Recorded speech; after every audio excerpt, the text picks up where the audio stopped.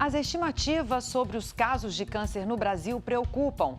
Mais de 700 mil registros por ano devem ocorrer até 2025, segundo o Instituto Nacional do Câncer.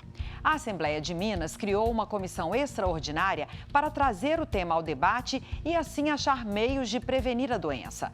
Mas as prefeituras cobram recursos para trabalhar nesse combate. Uma nova lei complementar, aprovada pelo Legislativo Mineiro, pode garantir a aplicação de valores que estavam bloqueados. Quer saber como? Fique aqui comigo, que eu já falo sobre isso.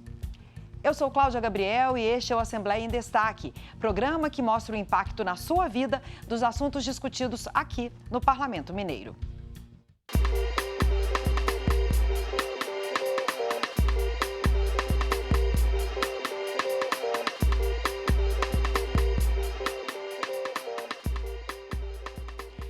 Mais de 37 trilhões e 200 bilhões de células formam o corpo humano. Tudo em nós são células. Essas menores partes se juntam e formam órgãos, tecidos e sistemas. Um processo complexo e bem encadeado que representa vida. Mas quando uma célula tem um crescimento desordenado, provocado por uma mutação no DNA, ela perturba a evolução natural e se divide aceleradamente, formando tumores que invadem tecidos e órgãos e podem se transformar em mais de 100 tipos de cânceres. Isso porque as células desordenadas conseguem se desprender dos tumores e se deslocar, atingindo tecidos vizinhos, um vaso sanguíneo ou um linfático. Ou seja, elas migram e formam as chamadas metástases, que é quando a gente fala que o câncer se espalhou. Essas células mutantes não são especializadas e, quando substituem as células normais, causam o enfraquecimento dos órgãos. O pulmão, por exemplo, perde capacidade respiratória. O Instituto Nacional do Câncer estima 704 mil novos casos a cada ano até 2025. 70% devem ocorrer no sul e sudeste do país. Os 5 cânceres que mais matam no Brasil são o de pele, do tipo que não atinge as células que produzem a melanina responsável pela pigmentação da pele, mama feminina, próstata, cólon e reto, pulmão e estômago. O câncer não tem apenas uma causa. Os motivos podem ser internos, como fatores hormonais, genéticos ou imunológicos. Entre 80% e 90% dos casos estão ligados a causas externas. As mudanças provocadas no meio ambiente pelo próprio homem, os hábitos e o comportamento podem aumentar o risco de diferentes tipos de câncer. A Organização Mundial de Saúde estima que em todo o mundo, anualmente, 1,5 milhão de mortes pela doença poderiam ser evitadas com medidas de prevenção, rastreamento e diagnóstico precoce. O INCA dá 12 dicas para a prevenção. Parar de fumar e de poluir o ambiente evita câncer na boca, faringe, laringe, esôfago e pulmão. Evitar alimentos ultraprocessados e manter uma alimentação saudável, longe de carnes processadas, previne câncer, assim como manter um peso adequado e fazer atividades físicas são recomendações médicas. A amamentação materna protege a vida das crianças e o câncer de mama nas mães.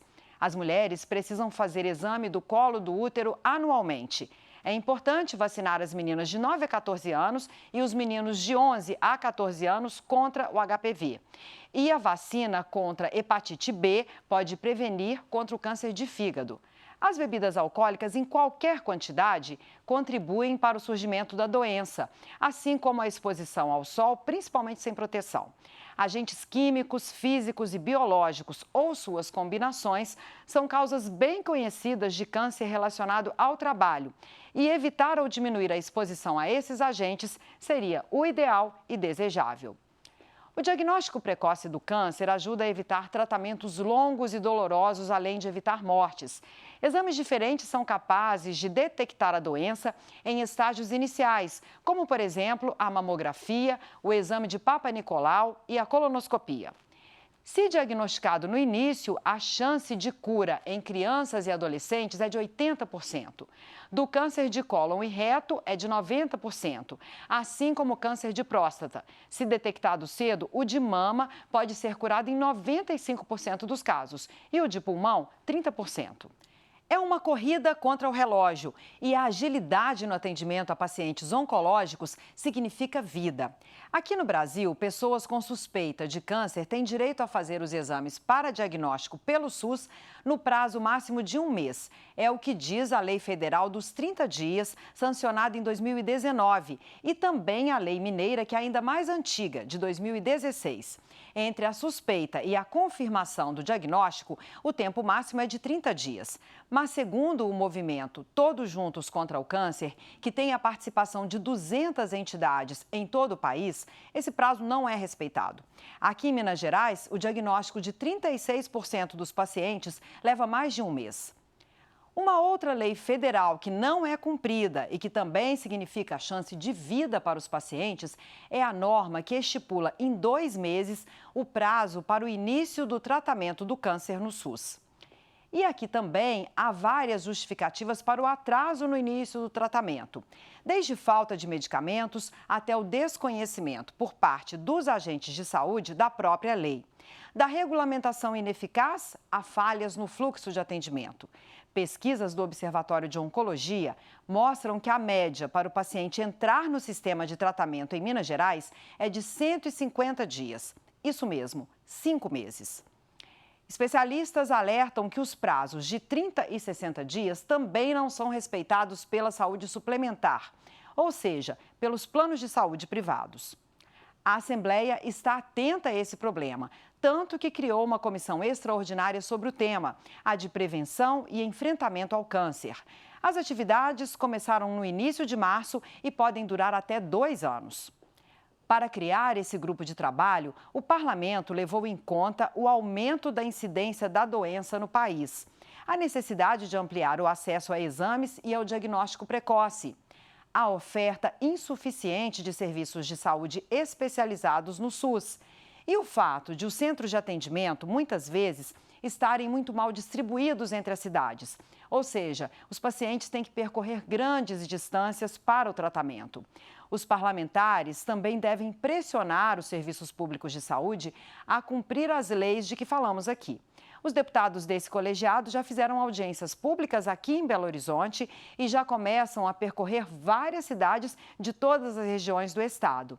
No fim do trabalho, geralmente, comissões extraordinárias emitem um relatório com cobranças a autoridades responsáveis ou até mesmo sugestões de novas leis para melhorar a situação. Essa comissão já discutiu no início de maio a lei que garante a realização de exames de diagnóstico de câncer em até 30 dias. Mas na audiência ficou claro que a situação aqui em Minas não está nada boa. Foi quando o movimento Todos Juntos contra o Câncer trouxe para o parlamento aquelas informações de que já falei hoje. Teve caso de espera de 1 ano e 4 meses. A pandemia piorou o problema, com a queda no número de diagnósticos de câncer, porque as pessoas não iam ao médico, seguida por um aumento dos casos avançados e de mortes. Na reunião, representantes do governo alegaram dificuldades para conseguir cumprir a lei do diagnóstico em 30 dias. E disseram que o Estado destina aos municípios 50 milhões de reais para a realização de exames e consultas com especialistas. Os parlamentares acharam que o valor é muito baixo e prometeram brigar por um aumento desse dinheiro. No fim de maio, os parlamentares também discutiram a lei que garante o prazo de 2 meses para o início do tratamento. E, mais uma vez, os representantes do governo do estado admitiram não cumprir a norma. Em Minas, cerca de 40% dos pacientes com câncer iniciam tratamento depois de mais de 60 dias do diagnóstico. Um dos problemas, segundo especialistas, seria a defasagem na tabela do SUS. Ou seja, haveria medicamentos mais modernos e também mais caros que poderiam ser adotados e não são, porque o Serviço Público de Saúde não paga o valor pedido. Nessas horas, muitos pacientes vão à justiça tentar o acesso. Representante da Secretaria Estadual de Saúde afirmou que a criação das comissões municipais de oncologia nas cidades com hospitais especializados no tratamento do câncer vai buscar melhorar o acesso ao tratamento.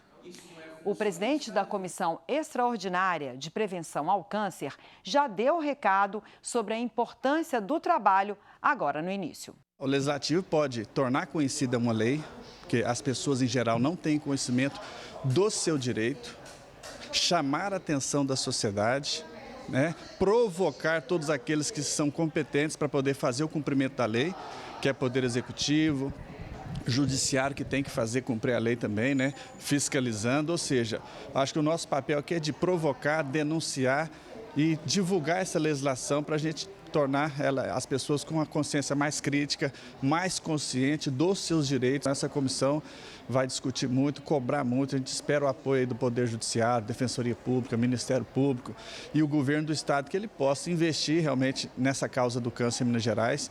E as discussões recentes sobre o assunto não ficaram limitadas à comissão extraordinária.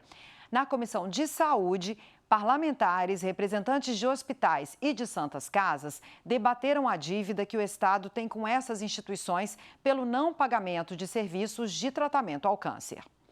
Isso porque, quando os gastos mensais ultrapassam o máximo permitido pelo SUS, esse dinheiro não é repassado aos hospitais. Essa situação vem se acumulando desde 2017.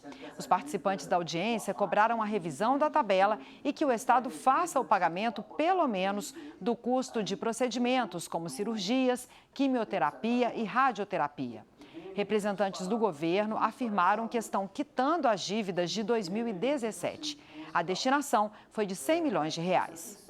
Uma das mais recentes ações da Assembleia de Minas para injetar recursos na saúde está numa lei complementar do mês de maio. O objetivo principal é conseguir liberar dinheiro que já estava na conta de municípios, mas que não podia ser usado.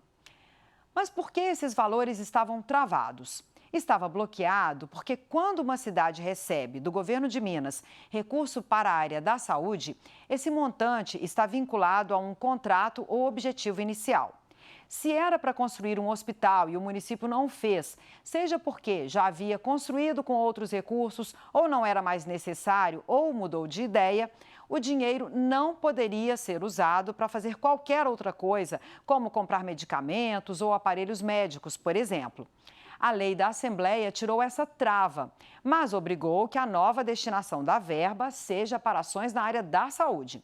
Numa pesquisa do Conselho das Secretarias Municipais de Saúde de Minas, com 122 municípios, somado, esse montante chegava a 870 milhões de reais parados em conta e que agora estão liberados. Segundo a instituição, a estimativa total pode chegar a 2 bilhões. A equipe da TV Assembleia conversou com o presidente desse conselho, o Eduardo Luiz da Silva. Ele explicou que a maior parte desses recursos chegaram aos fundos municipais de saúde depois de um acordo do governo de Minas com as cidades. Havia um atraso de repasses de anos passados e que, por isso, a situação vinha sendo regularizada. Vamos ouvir. A Assembleia foi muito ágil em dar uma resposta à sociedade.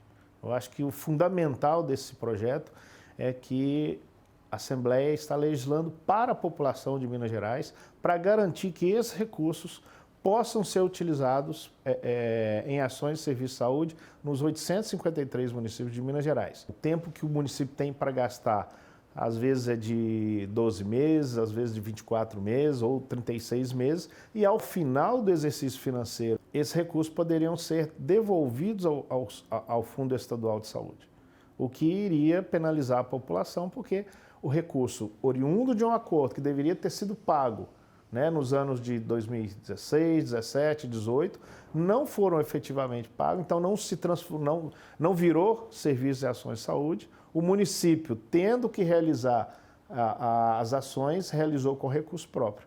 A liberação desses recursos também foi comemorada por prefeitos. A chefe do Executivo Municipal de Contagem, Marília Campos, no dia da votação final do projeto aqui na Assembleia em maio, destacou para onde devem ir os recursos na cidade.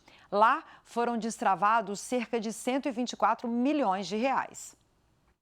Na verdade, hoje nós estamos bancando as consultas e procedimentos especializados, nós estamos fazendo todo o investimento tecnológico, informatizando a área da saúde, investimento em reformas e construção de unidades e o próprio custeio, porque como a gente enfrentou uma desvalorização muito grande do quadro funcional, nós estamos pagando melhor os funcionários. Então, o projeto ele pode não só aplicar no custeio da área da saúde, como também nos investimentos. Então, vai ser uma grande conquista. Mas essa lei e a atuação das comissões de saúde e de prevenção ao câncer não são ações isoladas do Parlamento Mineiro para diminuir as mortes por essa doença. Eu vou citar mais algumas. Neste ano, em maio, virou lei a possibilidade de criação de uma caderneta da saúde da mulher. Em articulação com os municípios, o Estado pode, no documento, divulgar informações para a paciente ficar de olho, além de ter um histórico mais organizado da saúde da pessoa. No ano passado, foi criada a Semana de Luta contra o Câncer de Pele. Será sempre na segunda semana de dezembro. É um momento para lembrar e conscientizar todo mundo dos cuidados que se deve ter. Em 2021, o câncer passou a ser a doença de notificação compulsória no estado. Isso quer dizer que, com a confirmação do diagnóstico, o fato deve ser registrado. E por que isso é bom? Porque assim é possível ter os dados completos e desenhar o cenário da saúde da população e pensar ações focadas para resolver os problemas. Há quase 4 anos também, o SUS mineiro passou a ser obrigado a fazer teste genético de graça em mulheres com alto risco de desenvolver câncer de mama e de ovários. São obrigatórios ainda o exame de ressonância magnética para rastreamento da doença, a cirurgia de remoção preventiva da mama e cirurgia plástica para reconstrução. E em 2016, Minas Gerais passou a monitorar a qualidade dos exames de mamografia, tanto na rede privada quanto na pública. Lembrando que não são apenas leis que os deputados mineiros fazem. Eles também fiscalizam se as autoridades estão cumprindo o seu trabalho. Assim, pressionam, pedem providências para, primeiro, que a lei seja respeitada e, segundo, que a população seja bem atendida. Nós vamos continuar acompanhando o trabalho dos deputados e trazendo os assuntos discutidos para o Assembleia em Destaque. Não deixe de visitar o portal da Assembleia para saber mais sobre o Parlamento. E interaja com a gente pelo Twitter. Até a próxima, tchau!